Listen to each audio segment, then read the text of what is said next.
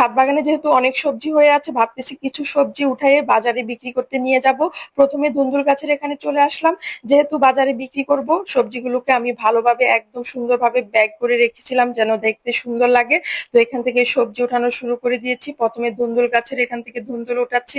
ধুন্দুল উঠাতে উঠাতে অনেক ধুন্দুল উঠাই ফেললাম, আর উঠানো যাবে না। তারপর চলে গেলাম আরেকটা সাইডে, এখানে লতি। এই লতিগুলো এতই মজা, সবাই কিন্তু সমানে এই লতিগুলো কিনতে চায়। আজকে বাজারে নিয়ে যাব, তাই অনেকগুলো লতিও উঠাই ফেললাম।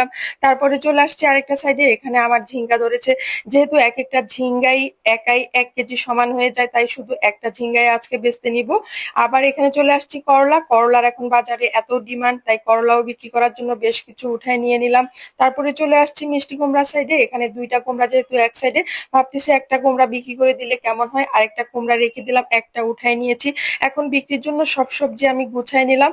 এতক্ষণ আপনাদের সাথে মজা করেছি, আসলে সব সবজি খাওয়ার জন্য